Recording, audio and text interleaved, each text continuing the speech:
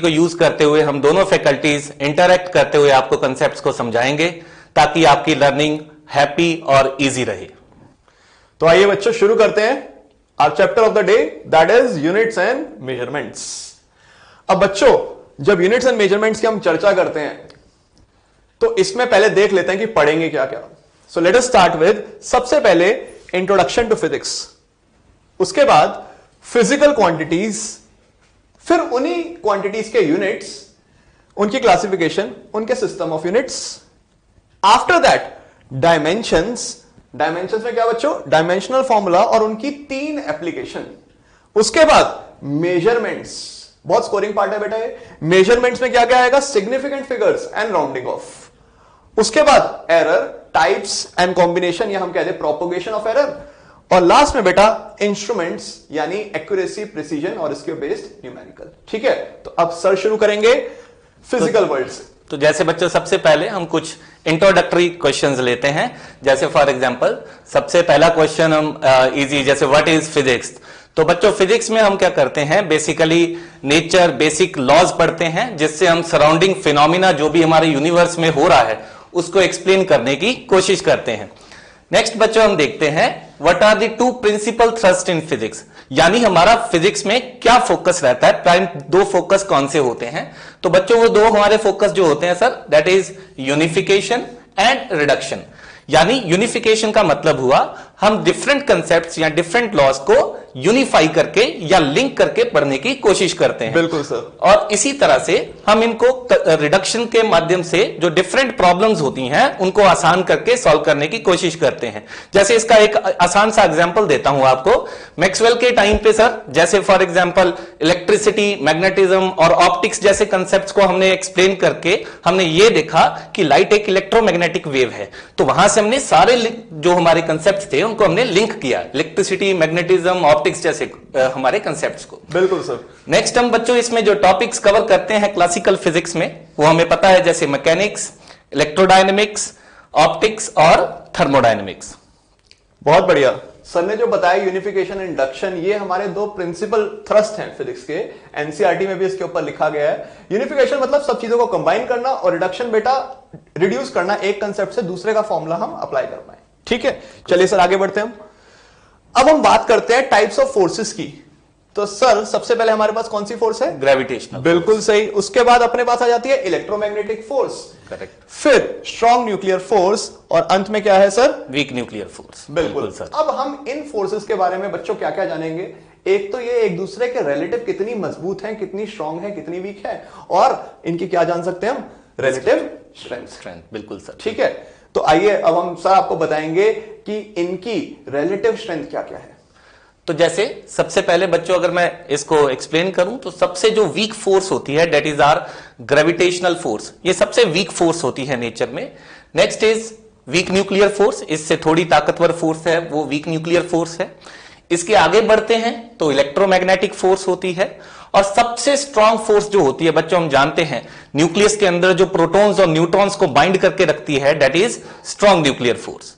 अगर इनके मैं रिलेटिव कंपैरिजन करूं, मान लीजिए एक स्केल के ऊपर इनका कंपैरिजन करूं, तो लेट से सर मैं इसको जो हमारी स्ट्रांग न्यूक्लियर फोर्स है इसको मैं एक स्केल पे 1 नंबर देता हूं। लेट से मैं एक स्केल पे इसको 1 नंबर देता हूं, तो जो मेरे पास इलेक्ट्रोमैग्नेटिक फोर्स है उसी स्केल पे उसका ऑर्डर आएगा 10 टू द पावर -2। इसका सिंपल सा मीनिंग है कि जो हमारे पास इलेक्ट्रोमैग्नेटिक फोर्स है वो 1/100th टाइम है सर हमारी स्ट्रॉन्ग न्यूक्लियर फोर्स। तो सर हम ऐसा कह सकते हैं इलेक्ट्रोमैग्नेटिक फोर्स 1/100 टाइम्स है। बिल्कुल स्ट्रॉन्ग न्यूक्लियर फोर्स के। करेक्ट। बिल्कुल। अब सर वीक न्यूक्लियर फोर्स के बारे में क्या हम बात कर सकते हैं? नेक्स्ट स्ट्रॉन्ग के रिस्पेक्ट में ही बताइए सर हमें। Correct sir. इसमें अगर मैं स्ट्रॉन्ग के रिस्पेक्ट में सर देखता हूं तो इस जो हमारे पास वीक न्यूक्लियर फोर्स है इसका ऑर्डर सर आता है 10 टू द पावर -13। उसी स्केल पे सर मैं कंपेयर कर रहा हूं। बिल्कुल एग्जैक्टली। तो सर जो लास्ट फोर्स हमारे पास बचती है दैट इज ग्रेविटेशनल फोर्स, जो मैंने आपको सर हम डिस्कस कर रहे थे कि सबसे वीक फोर्स है, बिल्कुल उसका ऑर्डर सर इसी स्केल पे होगा 10 टू द पावर -39। तो ये बहुत ही वीक फोर्स, बहुत ही छोटा नंबर है। Yes sir. ये -39 पावर मतलब 1 और नीचे 10 लगा के कितने जीरोस लगाने हैं बेटा? 39। तो मतलब ये स्ट्रॉन्ग न्यूक्लियर फोर्स और ग्रेविटेशनल फोर्स की अगर हम बात करें तो बहुत ज्यादा इनमें अंतर है। बेटा एक चीज और, सर ने जो आपको बताया है वो जो रिलेटिव रेशियो लिए किसके रिस्पेक्ट में लिए? स्ट्रॉन्ग न्यूक्लियर फोर्स के रिस्पेक्ट में लिए। Correct sir, correct. तो अगर आपसे बोला गया स्ट्रॉन्ग और इलेक्ट्रोमैग्नेटिक में सर कौन मजबूत है, तो स्ट्रॉन्ग मजबूत है। कितने टाइम्स मजबूत है? 100 टाइम्स मजबूत है। इसी प्रकार सर अगर हम बोले इलेक्ट्रोमैग्नेटिक और वीक में कौन मजबूत है, तो हम बोलेंगे इलेक्ट्रोमैग्नेटिक कितने टाइम मजबूत है, तो इन दोनों को हम डिवाइड कर सकते हैं। Correct sir. एक -2 है, एक -13 है, तो पावर कितनी हो जाएगी? 11 हो जाएगी। मतलब ये इससे 10 की पावर 11 टाइम्स ज्यादा मजबूत है। तो बेटा इस पे एक शॉर्ट क्वेश्चन बन जाता है, तो हम देख लेते हैं वो क्या बनता है फोर्सेस का। What is the ratio of relative strength? सबसे पहले हमसे क्या बोलिए? ग्रेविटेशनल फोर्स और वीक न्यूक्लियर फोर्स। बच्चों दोबारा देखो इधर, सबसे कमजोर कौन सी थी? ग्रेविटेशनल। उससे जस्ट बारी कौन थी? Weak nuclear. उससे ऊपर इलेक्ट्रोमैग्नेटिक, उससे ऊपर स्ट्रॉन्ग न्यूक्लियर। तो हम इसको ऐसे भी लिख सकते हैं बेटा 10 की पावर 0। करेक्ट। तो एक नंबर याद कर लो, 0, -2, -13 और -39। करेक्ट। जिसके साथ आपको खेलना है उसमें डिवाइड करते चले। ठीक है, कमजोर ग्रेविटेशनल, फिर वीक, फिर इलेक्ट्रोमैग्नेटिक और फिर स्ट्रॉन्ग न्यूक्लियर। ठीक है। अब जैसे ये क्वेश्चन आया हमारे पास, ग्रेविटेशनल और week nuclear force. Correct.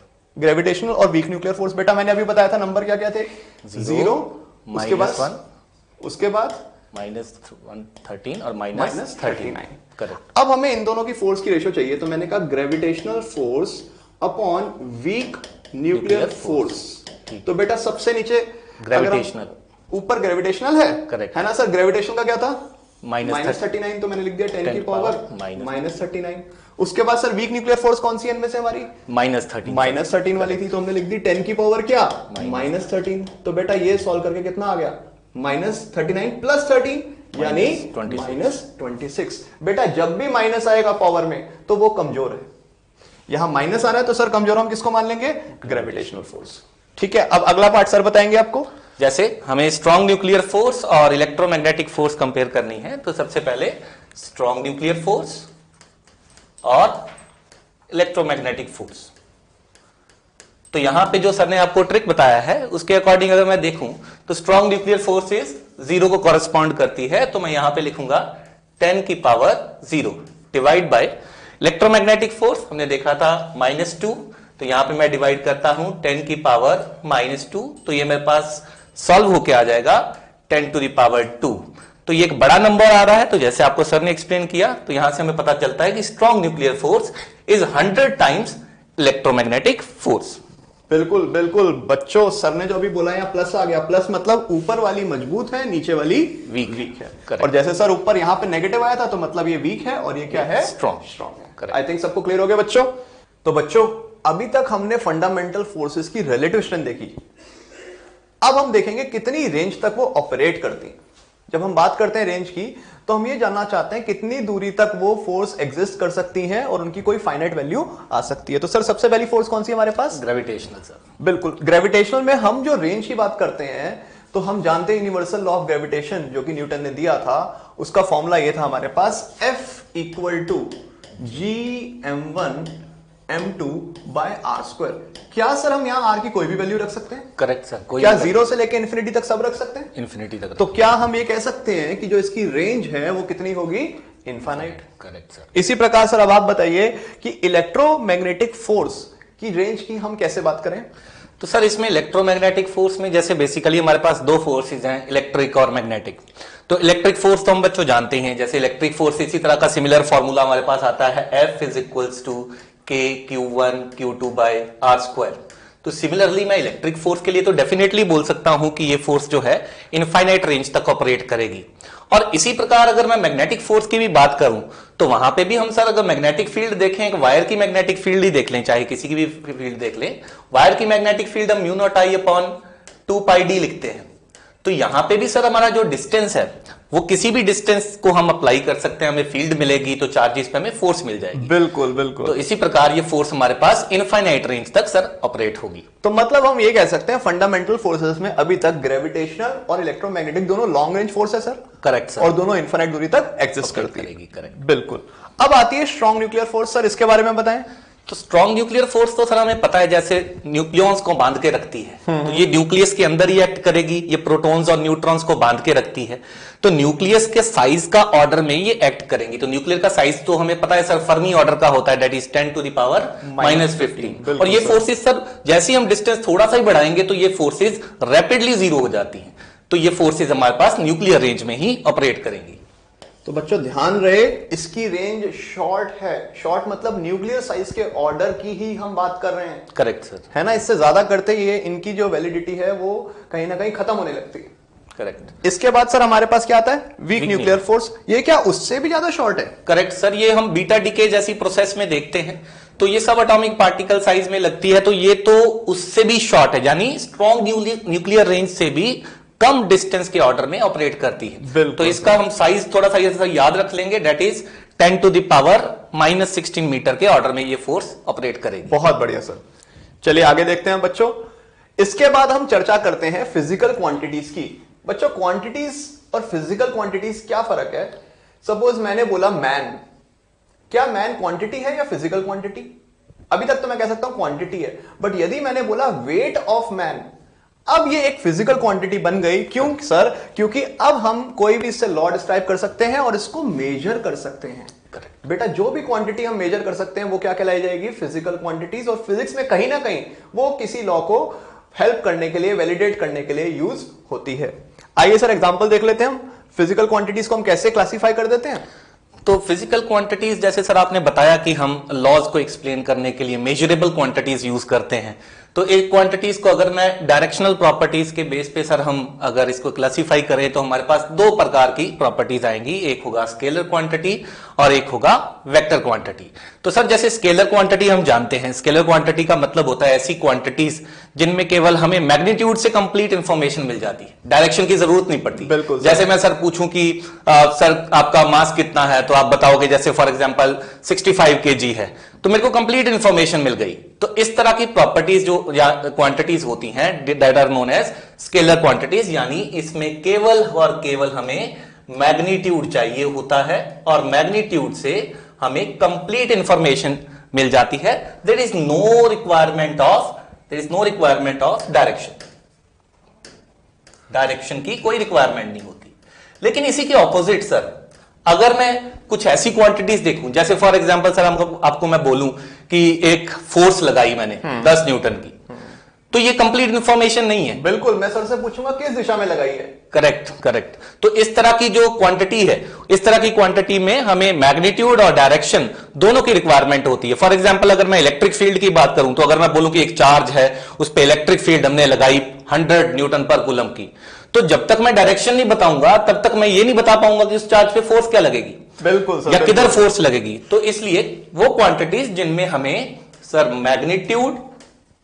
Magnitude चाहिए होता है और साथ ही साथ डायरेक्शन भी चाहिए होती है, इस तरह की क्वांटिटीज को हम वेक्टर कहते हैं। और सर इसमें एक चीज और है थोड़ी सी क्रूशियल, वो आगे हम देखेंगे कि इस तरह की क्वांटिटीज के लिए मैग्नीट्यूड डायरेक्शन तो जरूरी है ही, साथ इनको वेक्टर अलजेब्रा भी फॉलो करना पड़ता है। बहुत सॉलिड बात जो सर ने अभी बोल दी, इसको हम आगे देखेंगे डिटेल में। तो यहां पे लिख लेते हैं सर, दे शुड ऑल्सो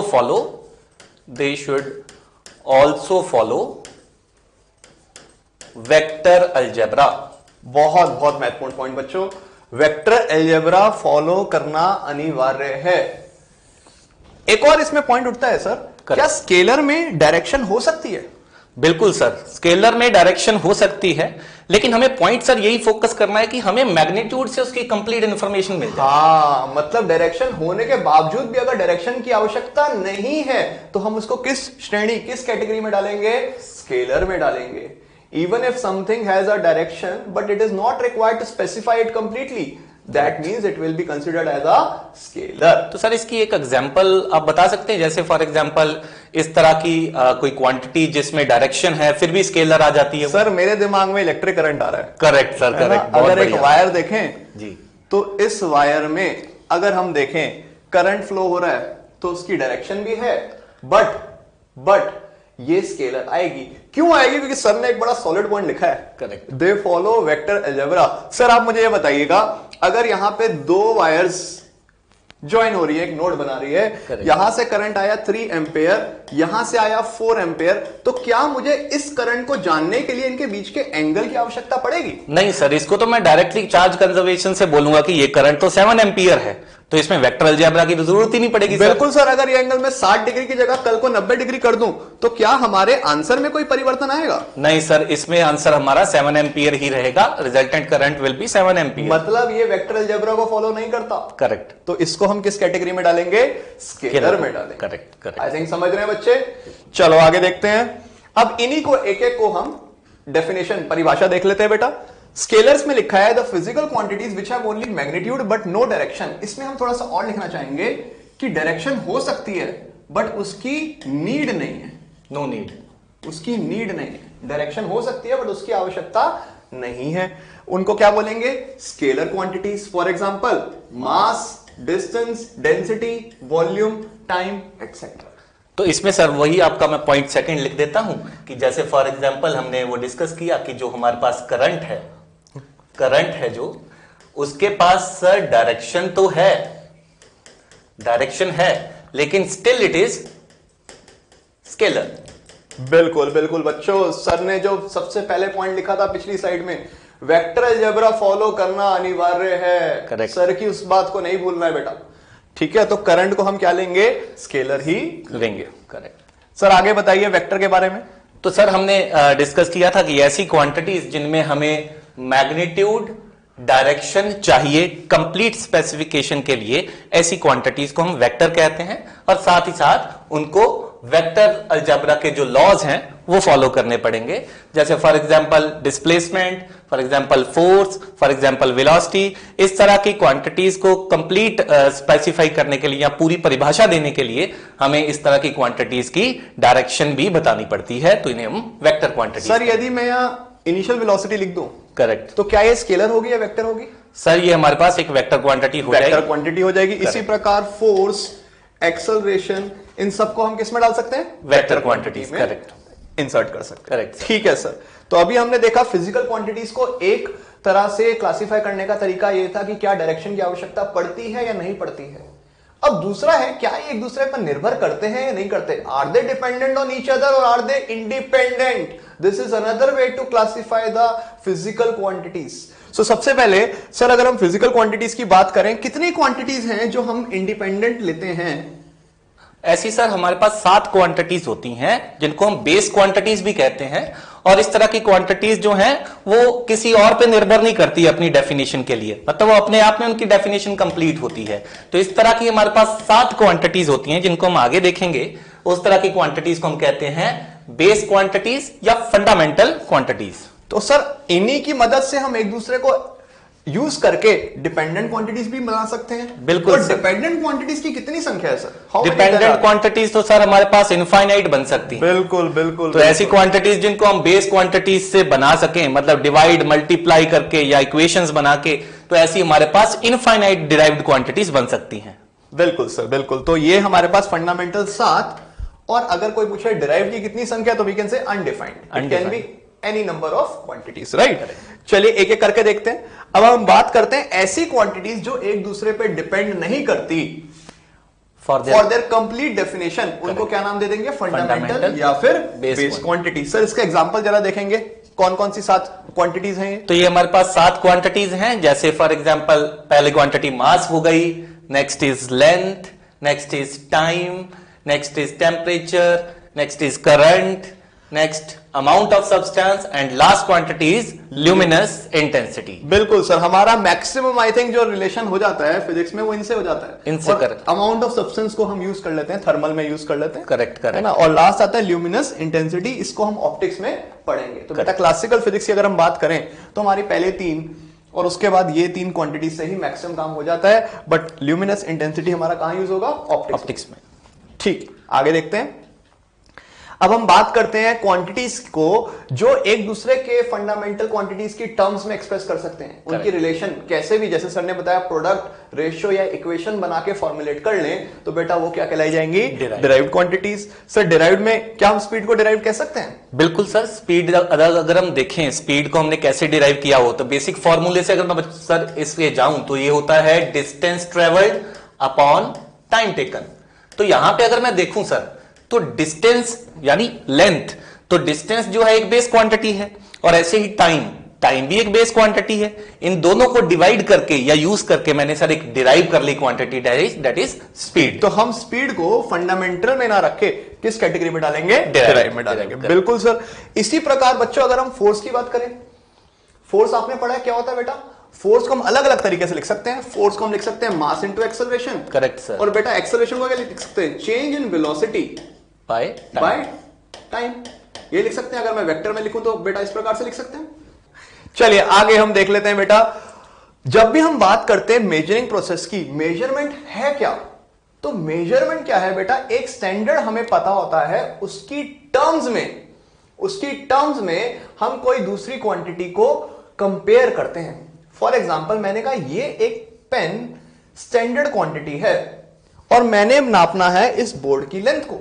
तो बेटा मैं यहां पे पेन रख के कह सकता हूं कि ये जो बोर्ड की लेंथ है 15 पेन के बराबर है।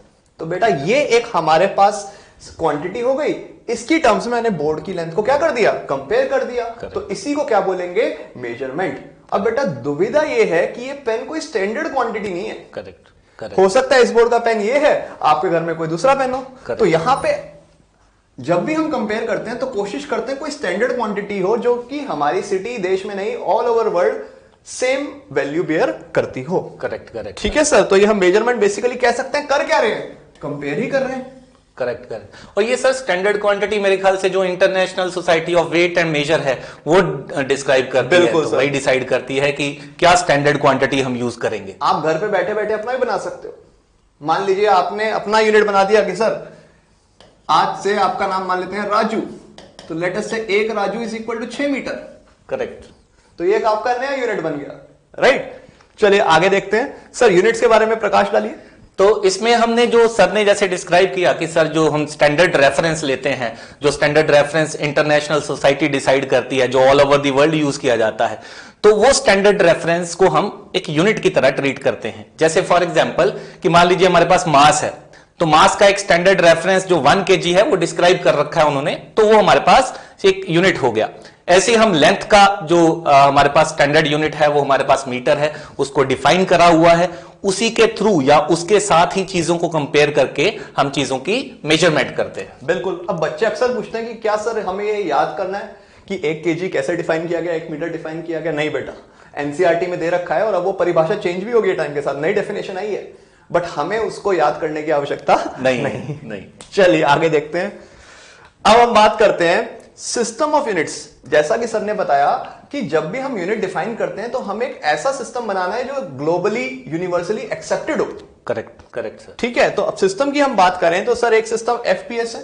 एफपीएस हम बोल सकते हैं फुट पाउंड सेकेंड। करेक्ट। जो पहली 3 क्वांटिटी है ना बेटा, मास, लेंथ और टाइम, करेक्ट, उसी के ऊपर नाम रखा गया इसका। अगर मैं एफपीएस की बात करूं तो बेटा पहला क्या है? फुट। उसके बाद क्या है? पाउंड। और लास्ट क्या है? सेकेंड। तो मतलब हम कह सकते हैं क्या कि सर ये फुट जो है वो लेंथ को दर्शा रहा है। करेक्ट। पाउंड किसके लिए यूज करते हैं? मास। और सेकेंड किसके लिए कर सकते हैं? टाइम के लिए कर सकते हैं। ठीक। इसी प्रकार अगला क्या है सर हमारे पास? सीजीएस। ये भी यहां पे सर फिर से वही चीजें जो हमने देखा कि बेसिक मैकेनिक्स में मास, लेंथ और टाइम से डील करते हैं हम, तो यहां पे भी देखिए अगर, तो ये सेंटीमीटर को सी रिप्रेजेंट कर रहा है, जी रिप्रेजेंट कर रहा है ग्राम को, और एस रिप्रेजेंट कर रहा है सेकेंड को। तो यहां पे भी हमने तीनों क्वांटिटीज डिफाइन कर दी, लेंथ, मास और टाइम। सर इनमें से कोई भी ऐसा है जो ग्लोबली अभी तक एक्सेप्टेड है? सर ये ग्लोबली एक्सेप्टेड हैं, सभी ये ग्लोबली एक्सेप्टेड। बट हम सबसे सिस्टम ऑफ यूनिट्स की अगर हम बात करें तो कौन सा यूज करते हैं? क्या हम थर्ड वाला यूज करते हैं? Correct sir. एमकेएस सिस्टम जो है ऑल ओवर मैक्सिमम जगह पे एमकेएस सिस्टम ही फॉलो होता है। फिजिक्स में जब हम बात करते हैं एसआई सिस्टम में तो एमकेएस को ही यूज करते हैं, और कुछ एडिशन हम कर देते हैं, वो आगे देखेंगे। तो सर एमकेएस में हम कह सकते हैं पहला एम क्या दर्शा रहा है? मीटर। सर एम दर्शाएगा मीटर यानी लेंथ को, ठीक है, के दर्शाएगा केजी यानी मास को, और एस दर्शाएगा सेकंड को। तो सर हम एक चीज नोट कर रहे हैं यहाँ पे, टाइम के लिए सब जगह क्या है? सेकंड ही है। करेक्ट। मतलब हर सिस्टम में टाइम का जो हमने यूनिट रखा हुआ है वो क्या रखा हुआ है? सेकंड रखा हुआ है। ठीक है सर। तो हमने यहां पे अभी बोल भी दिया था और दोबारा आ भी गया, लेंथ, मास और टाइम। लेंथ में सबसे पहले फुट, पाउंड, सेकंड। इसी प्रकार सेंटीमीटर, ग्राम, सेकंड और एमकेएस में सर मीटर, किलोग्राम और सेकंड। ठीक है बेटा, और भी बहुत सारे सिस्टम बने हुए हैं, बट ये जो कुछ पॉपुलर यूज होते हैं हम उनकी बात करते हैं। हम जूतों में भी देखते हो बेटा, तो साइज कई बार आप पाओगे, अगर अमेरिकन की हम बात करें तो वो हमारे सर एफपीएस में खेलते हैं। करेक्ट करेक्ट सर, वो फीट और पाउंड की चर्चा करते हैं। करेक्ट। चलिए आगे देखते हैं। अब हम बात करते हैं इंटरनेशनल सिस्टम ऑफ यूनिट्स की, एसआई की। अभी तक जो हमने तीनों देखे थे ये मेजरली यूज थे, फिर इन्होंने इंटरनेशनली सोचा कि किसी एक सिस्टम को एक्सेप्ट करके सब जगह लागू कर देते। तो जो एसआई सिस्टम बेस्ड है वो सबसे पहले हम देख लेते हैं किस पे बेस्ड है। ये हमने 7 क्वांटिटी लिख दी, ठीक, ये 7 क्वांटिटी हमने लिख दी, और मास किलोग्राम, लेंथ मीटर और टाइम सेकंड। तो सर ये कौन सा सिस्टम बन गया हमारा? एफपीएस बना, सीजीएस बना या एमकेएस बना? ये तो सर एमकेएस सिस्टम बन गया। एमकेएस सिस्टम बन गया। तो क्या हम कह सकते हैं कि जो एसआई है वो कहीं ना कहीं एमकेएस सिस्टम के ऊपर ही बेस्ड है? करेक्ट, उसी का एक्सटेंडेड वर्जन लग रहा है मेरे को तो सर, ये उसी में ऐड कर दिए क्वांटिटी, 4 क्वांटिटीज और ऐड कर दी है ना। टेम्परेचर में सर हम क्या यूज कर सकते हैं? Kelvin, correct, current, ampere, luminous intensity, candela और अमाउंट ऑफ सब्सटेंस, मोल। बेटा एक ये याद कर लेना, बाई चांस कभी आ जाए सवाल, पूरा चैप्टर पढ़ लो, यूनिटी पूछ ले, ल्यूमिनस इंटेंसिटी का, कैंडेला, एक बार थर्मल कंडक्टिविटी का भी पूछा जा चुका है, यूनिट है ना। तो ल्यूमिनस इंटेंसिटी का क्या है? कैंडेला, और अमाउंट ऑफ सब्सटेंस का क्या है? मोल।